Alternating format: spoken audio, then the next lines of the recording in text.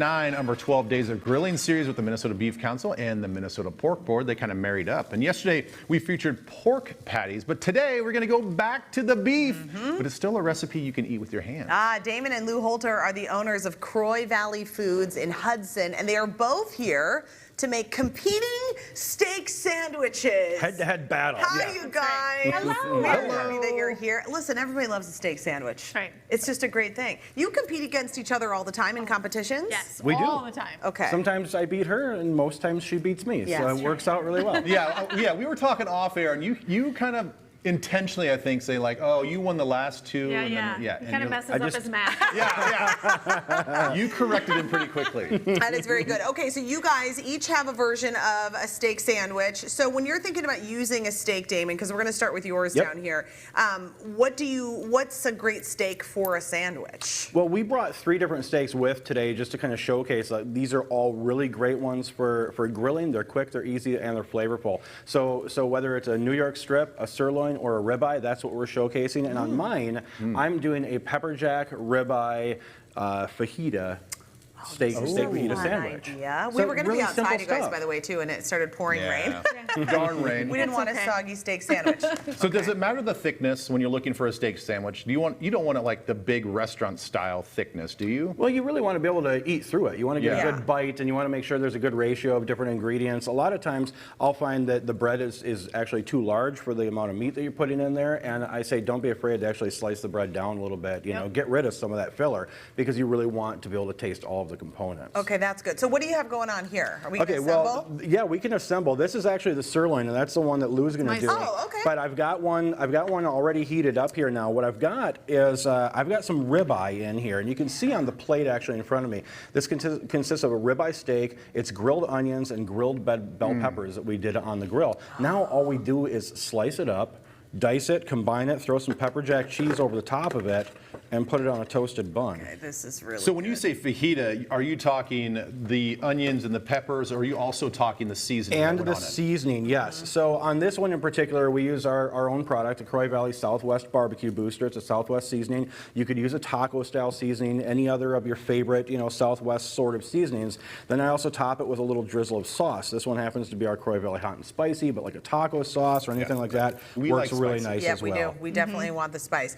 Oh, so this is just such And a that's cool it. idea. It's like a so fajita. quick and easy. Yeah. That is the sandwich. And you did right slice there. it up, so everybody knows that you took that's sliced up, right? Took that ribeye right there and Yeah. sliced it up, diced up the peppers and onions, combined them under a blanket of melted pepper jack, and you're done. Is there anything to think about when in terms of cooking the ribeye? Like, do you want it to be a little bit more well done if you're putting it on a sandwich, or does it not matter? No, I mean, if you like a well-done steak, you like a well-done steak sandwich. So it's really up to, personal preference. But the way that we typically try and cook, I think both of us at home, is really more like that medium rare to medium. Yeah. Because sometimes you'll have some carryover, especially if you're warming up, like under the heat of the grill with melting the cheeses and whatnot. It's going to rise the temp of the steak as well. So you still want it to be flavorful and juicy. This is very exciting. We're going to try these sandwiches. So are we Lou, going to here try she this goes. now, or should we try them at the end I and think kind we of should try compare them them? at the end. And Lou's Yeah. like, Damon, stop yapping. Yeah, I know, I know. Sandwich. All So right. Lou, what do you have for us here? So I have just got some nice thick sliced bread, and I made just a horseradish mayo. So it's just horseradish sauce with a little mayonnaise. Boy, do I love horseradish. Boy, does that Do make- you? I love it. I love horseradish with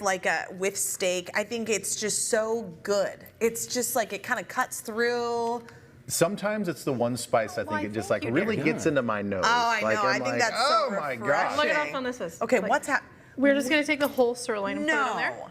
Yep. Are we going to be able to eat this? Oh yeah. Amazing. Okay, so what's the difference between cooking a sirloin and cooking a ribeye, Lou? Why'd you choose that? The sirloin's a little bit leaner, so it's going to hold together on the steak. Sometimes a ribeye, if you've got some real big fatty parts in there, it kind of will fall apart on you. Okay. So we just went with the sirloin for this one. And then what's the sauce that you use? Same I one? just used my original steak sauce, the Croix Valley original steak sauce, but you can use any kind of steak sauce you like. So this is like like your version is sort of like the one that starts with an A and ends with a 1, but it's different. Tiny. Good clues there. I like that. And then you put some little peppery Some pepper, arugula on there. arugula on there. Yeah, you gotta have a little bit of greens, I guess.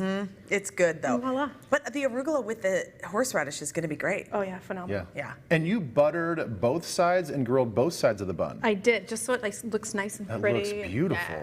Yeah. Are you guys eating you got to be eating great food every day at your house. Like, it's we not do. acceptable We to do. just like have a subpar meal. No, Not you. no, not at all. I mean, we've got a lot of recipes that we put out on our website as well, and we've got different products that we're utilizing. So there's never anything. It's never like pedestrian food, really. Yeah. I mean, this to me honestly is more pedestrian than anything, and I say that in a good way because it's approachable, it's easy. This was a matter of like 4 components. You put it all together, and boom, you've got a really elevated meal that took you no time to make whatsoever. It is really good. Lou, when you're looking to buy steak, what do you look for? Like when you're just, because you want really great beef, I would assume. I'm a toucher, so I'm touching the package to kind of feel if it's nice and soft or if it's got lots of fat pockets in there that are going to make it more chewy.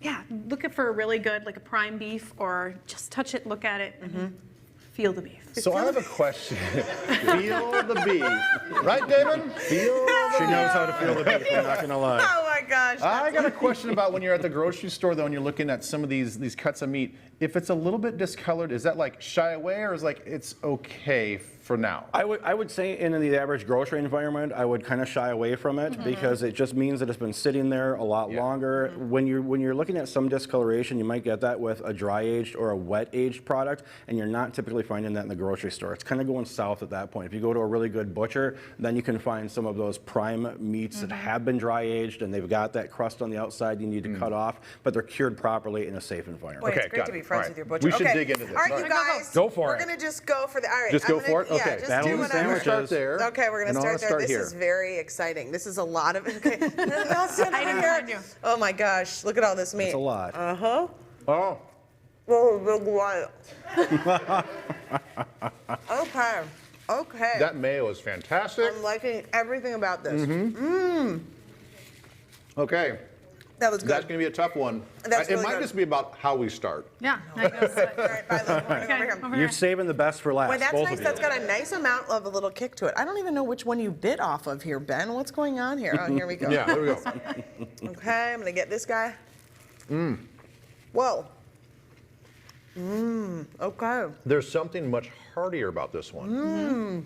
I think the arugula definitely keeps that one a little bit lighter. Okay, boy, I was really surprised. I did not think I was gonna be able to bite into that steak, and it was just gonna It's go so like that. tender. There's so much marbling that's in that sirloin to begin with that it keeps it tender even over like a really quick high heat and high sear. Okay, listen, okay. I All right, think- you ready to vote? Let's vote. Let's go. Or you want to go first? Ladies first. Just point. Okay, well, Yeah, I, you just point. Lou, I think I gotta go with you. I'm going with it. And I'm going Damon. It's a All right, tie. Lou. Horseradish. It was like the buttered bun. It was like the bun. I know. I think it was the pepper jack cheese that got me on this one. So good, you guys. Over the top. You Thank would you. be wonderful people to live with. I'm telling you. For these recipes, just go to TwinCitiesLive.com, and if you'd like more information about the Minnesota Beef Council, including recipe ideas specific for the cuts of meat that you have, you can visit mnbeef.org. They got all the good stuff there. All the good stuff. And tomorrow on the 12 Days of Grilling, Damon and Lou return. They're going to bring their grill back. Some advice on rubs, marinades, and sauces for pork. Oh, We're gonna good. go back I to hope we pork. get to be outside, you guys. Well, let's cross our fingers.